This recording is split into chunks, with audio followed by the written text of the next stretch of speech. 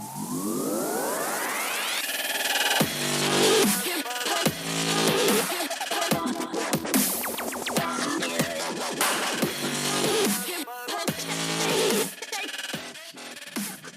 Circle of Knowledge podcast is brought to you by Amplified Minds, helping entrepreneurs, intrapreneurs, and dreamers take their business ideas and goals to the next level. This podcast features best-selling industry resources and the professional panel discussion by the core team at Amplified Minds. Now, here are their discussions. Welcome back to the Circle of Knowledge podcast. I'm your host, John Kovach Jr., and accompanied with me today is Matt Fritzsche. We're super excited to dive into the content today and really excited to give to you some value. But first, we wanted to bring to your attention a really cool project that we're working on right now that will allow you the opportunity to make some money really quickly. That's right. First of all, happy birthday, John. Celebrating his 22nd birthday 7 times. I said that joke the last live, so it's not quite as funny as this time. But I finished it off with maybe that's why you started with Junior the first time around. Right, but hey, that's okay. We'll give this one a shot. But hey, guys, in the next 90 days, I want you guys to be thinking, where could you be? Where could you be financially? Now, whatever you might be thinking, I want you to 10x it. Then I want to tell you that we have a system. We actually have a gal that we partnered up with. Her name is Camilla Craigia. She is wonderful. She's a strategic performance coach. She's helped hundreds and hundreds and hundreds of people 10x their income, whether it's a side hustle within a business or for their business. And what she's partnering up with us on is bringing that one-on-one coaching to you, creating a 90-day challenge where you set a 90-day financial goal, and then Amplified Minds, of course, is coming in and holding you accountable and creating mastermind groups to help you guys utilize your network and capitalize on the knowledge that comes from your network. With us, of course, we have a 98.5% achievement rate. So imagine a 90-day goal that you could set for yourself. If you had a 98.5% achievement rate, on getting to that goal, I mean, man, what could you accomplish with it? So be thinking of a 10x goal that you can set for yourself financially, and then look at the link below. We'll post after we post this live to find out where you can go sign up for this 90-day challenge and get one-on-one Camilla time where she's going to help you break down that vision to tasks, and she's going to teach you how you need to take actions in order to achieve the goals you set for yourself, and then we get to hold you accountable. This is going to be fun stuff. But today, you guys, what we're delivering to you is getting to yes. It's negotiating agreement without giving in. This is how you guys are going to get yeses when you negotiate. Everybody needs to negotiate. Everybody's selling in some way or another. Whether you work for someone else, you have your own business, whether you're trying to find a spouse, you're always selling. And this is how you negotiate a yes. There's a difference between persuasion and manipulation, okay? Manipulation is very negative. It's using fear and everything else to sell people. Persuasion is working on both of your interests and creating win-wins. And that's what we're going to talk about today in this book by Roger Fisher and William Ury. Now, the 3 things we're going to talk about are separating the people from the problem. We're going to talk about interests and not positions, and then inventing options for mutual gain. So let's start out with separating the people from the problem. John, maybe you want to take this one over. What do you feel like it means to separate the people from the problem? Yeah, and I think to summarize this up very simply is that when you go into negotiations, or even when you go into a conversation with somebody, the problem isn't the person. The problem is the thing you need to solve. And that's the thing you always need to go into. And that kind of creates you and the other party as a coercively working team to solve an issue or to solve a problem. And that's what you're there for, to negotiate. It's not the other people that are taking a stand, or it's not the other people that are battling you to create some sort of solution. You're just trying to solve a problem. And I think that really is the quickest way to say it, is take the person out of the problem and put the thing standing in your way to get to a yes, to get some sort and I hate saying this word, mutual agreement, because when you say mutual agreement, it almost sounds like one party had to cave, but that's not the case. When you solve a problem and you remove the people from the problem, which means separating the people from the problem, then you can get to an even better solution than you had imagined before. I think a great example of this, I think of, no offense to Comcast, right? But I feel like Comcast for a while had a strong reputation for being so terrible at customer service. All right, now we call into Comcast because we want, I don't know, better prices on our internet, okay? We call into Comcast because something's going on with our TV and we need a rep to come out here, right? Something like that. But I feel like frequently when I hear people on the phone with people like Comcast, they're always yelling at that person. They're always on that person's case. But what we aren't thinking of is their perception. This is a person whose job it is to take these phone calls. This isn't a person who can deliver you a better price. This isn't a person who can solve your problems right now. This is a person whose job it is to help you in any way that they can. But we're always attacking the person. Same with car salesmen.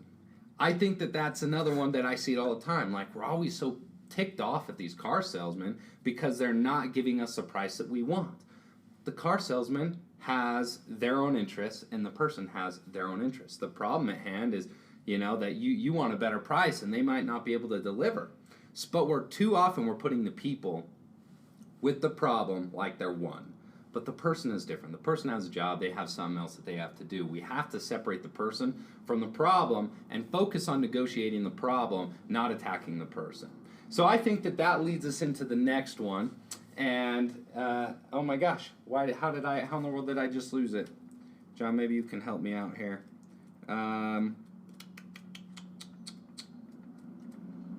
Okay, focusing on the interests and not positions. So as a car salesman, going back to that, the car salesman's position is to back the company, right? And what's your position as a car buyer? What's your position? To get a car and to get the best deal. To get a car and get the best deal, right? You have two different positions. Right. Okay? You want to back your bank account. That's what you're supporting. Right. You're making sure your bank account doesn't bleed. Now, the car salesman is making sure that the company makes money. Those are the two positions, but what are the interests? What are the interests that you can connect on? Yeah, the fact that there's a process. There's a process to get your car. I'm shooting from the hip here, but yeah, I think that... I would look at the interests and I would look at the salesman, and the salesman wants to make a little bit of money too, right? Right. And the smaller that price goes... the less money the salesman makes. Exactly, the less money the salesman makes. Now, what's your interest in that car? Your interest is getting a brand new vehicle as low as possible, right? Yeah. So how in the world do you meet in the middle? Okay, first of all, you have to focus on the interest, and by addressing the interest, that's great. So there's some times when it's okay to talk about yourself, and this is one of those times. It's one of those times where you can talk about, this is how I feel. I feel like I really want this car, but I also know that the only way for me to get this car and to help you is by bringing that price down a little bit, and that is how I feel. Focusing on the I in that case is an okay thing to do. Instead, too many people, I feel like, are constantly pointing fingers, like, you're not giving me a good deal. You're not being a good salesman. Where's your manager because you aren't doing a good enough job? Put it on yourself. And the other person will start to identify some of those interests that you have, and they're going to be more reluctant to, they're going to be more open to putting it on themselves to establish, well, these are the interests I have, and where can we meet in the middle? The last thing that we're talking about is inventing options. Inventing options for mutual gain. In the book, Getting to Yes, it brings up a point where, it talks about a story. It talks about a story of two young boys who both were fighting over an orange.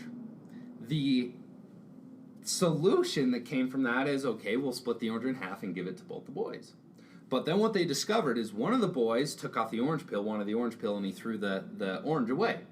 The other boy ate the orange and threw the orange peel away. Now, what's the problem? The problem is that if they would have invented an option for mutual gain by understanding the interests of both parties, by separating the people from the problem, they would have identified that one boy wanted the orange peel, one boy wanted the orange. They both could have had the whole orange peel and the whole orange if they would have established and invented options for mutual gain by understanding the interests of each party. Yeah, imagine this. What if you went into every negotiation, every transactional opportunity in your life, and you sat down and you were open and honest with each other? Now, it's hard to be one way honest with another person, right? But what if you could say, listen, before we move forward, I want you to tell me what your interests are, and I will tell you what mine are. What do we both want? and let's create a solution. Let's solve the problem of getting to what we both want and need, and let's do so by inventing some great opportunities. Whether it's, hey, we can only afford this car salesman, so if you could bring it down, but you know what? We'll buy that extended warranty that gives you a commission. Or, hey, orange peel guy, we'll call it that. I really just want the orange peel because I do this thing where I grind down the orange peel and I create a zest for my burgers and my meats, and I know that you just want the inside. Why don't we do this? Why don't we just give you the orange peel and I'll take the interior? You know, something like that. I think that is so cool. And when you can come to people, there's so much value in creating valuable relationships, even in a transactional conversation and opportunity. And I think that's really cool. So imagine this, going to your next negotiation, going to your next meeting, and declaring to each other, saying we cannot move on until we both know each other's interests. And then moving forward, once we have shared that vulnerability, what we're both looking for, and saying, okay, let's problem solve. Let's do what we do best, and let's solve this problem of getting what we both want and need and solving this issue. So there's a good guy, awesome guy. He's become one of our good friends, Levi McPherson. He is from Saratoga Springs, but he runs a business called the Prosperity Gym. Let's call it, the gym for your mind, right? The Prosperity Gym. But what Levi frequently talks about is there's 3 types of selling: transactional selling, reciprocal, and perpetual.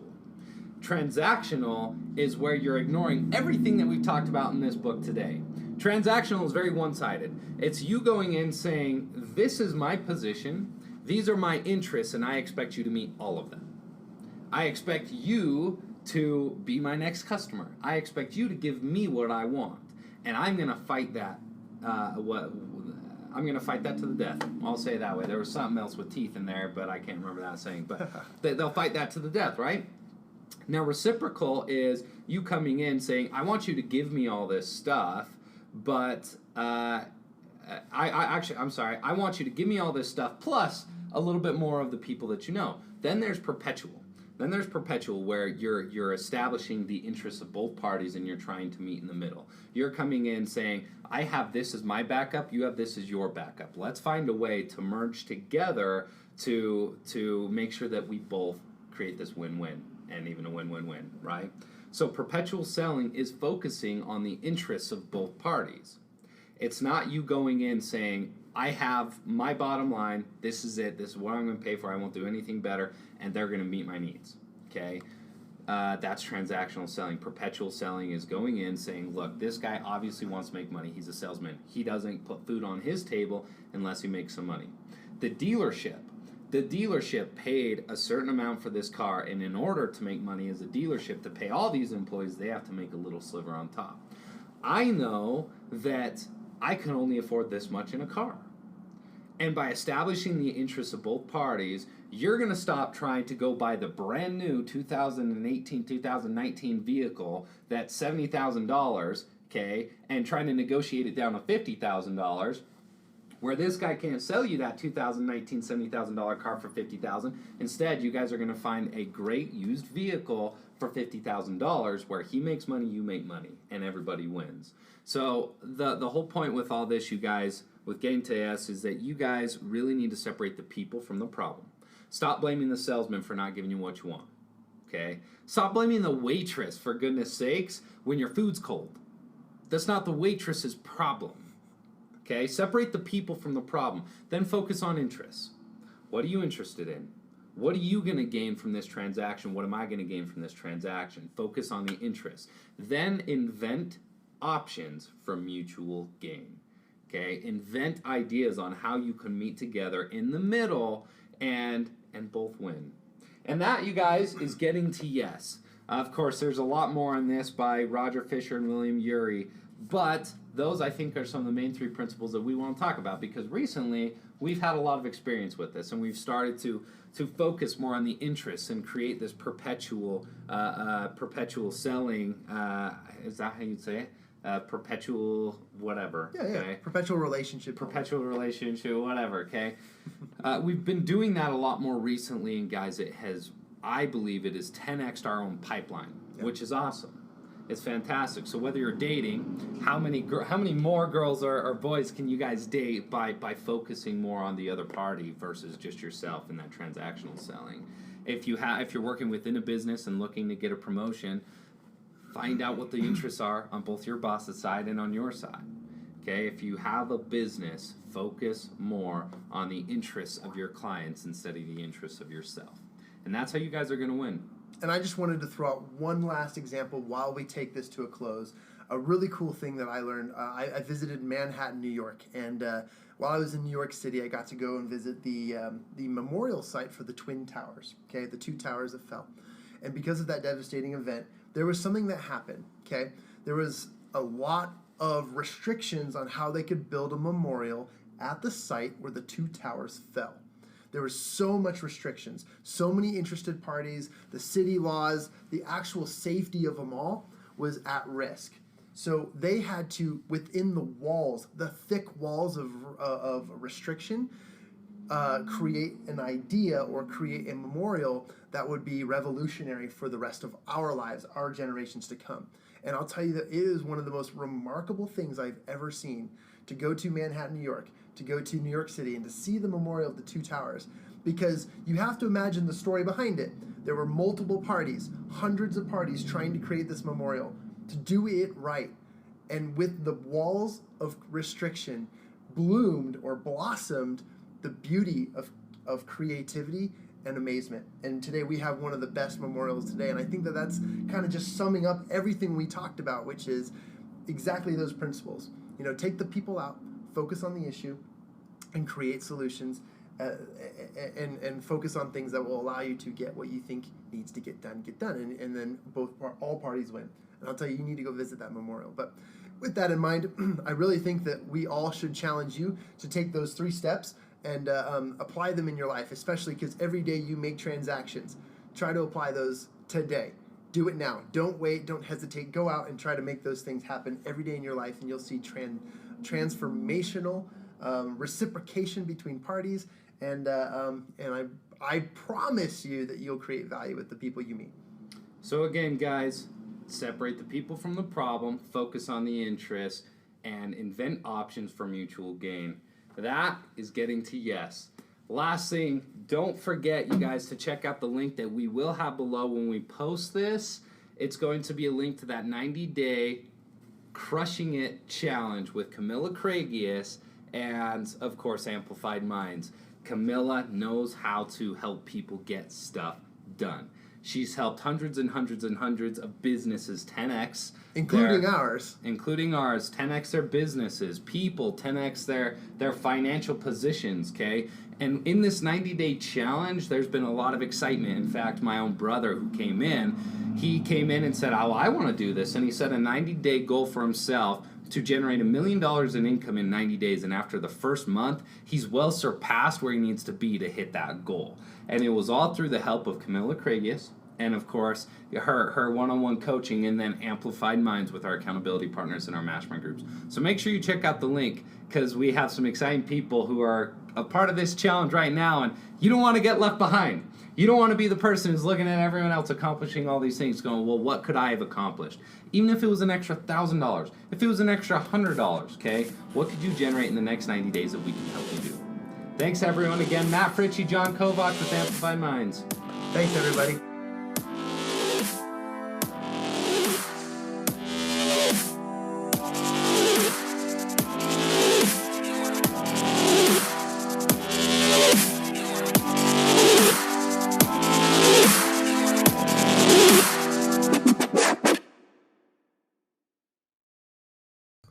Hey, this is John with Amplified Minds. Thanks again for listening to the show. We really hope you enjoyed the Circle of Knowledge podcast.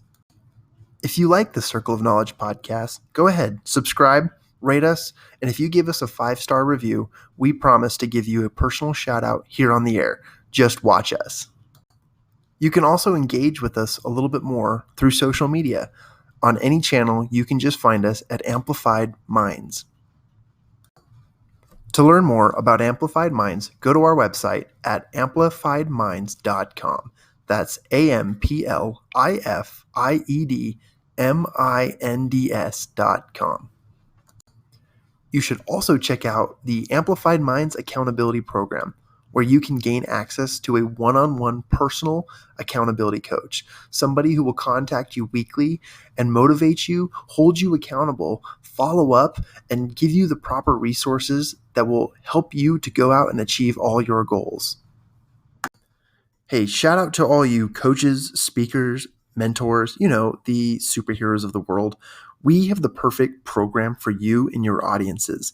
We have the capabilities of setting your audience and communities up in private mastermind groups and assign them a one-on-one personal accountability coach where they can help your people achieve the things that they're working towards tailored to your programs. For more information about this, go ahead and send me an email at John, that's JON, at amplifiedminds.com. I look forward to hearing from you. Hey guys, Matt Fritzsche here. I'm very excited to talk to you guys about an opportunity that my wife and I are creating for ourselves. And it's more of a movement. It's more of something that we believe in personally. We believe that right now there's such a wave of this entrepreneur idea, this be your own boss mentality, stop working for someone else, start working for yourself mentality. And it's nice and all, but it's not for everyone. And we see that. And what's more unfortunate is that we see individuals who want to be a part of that entrepreneurial group, and they go out and they try it and they create hardships for themselves.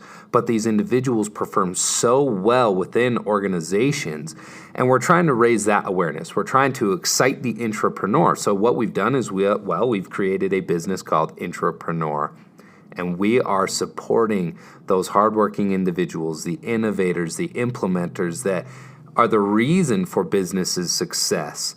And we're creating a community for that individual to know where they can go to be supported, to feel great about themselves, and to uplift and inspire each other. And you can actually find us at intrapreneur.shop.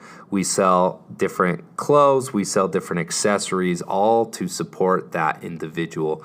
And what we're hoping to do here very soon is we're hoping to get our community to the point where we are going to give away a Porsche Cayman S to one hardworking individual that definitely deserves to be rewarded for being a difference maker within an organization. That's a quick message I wanted to share with you guys. Thank you for listening again. Matt Fritzsche. Go check out intrapreneur.shop.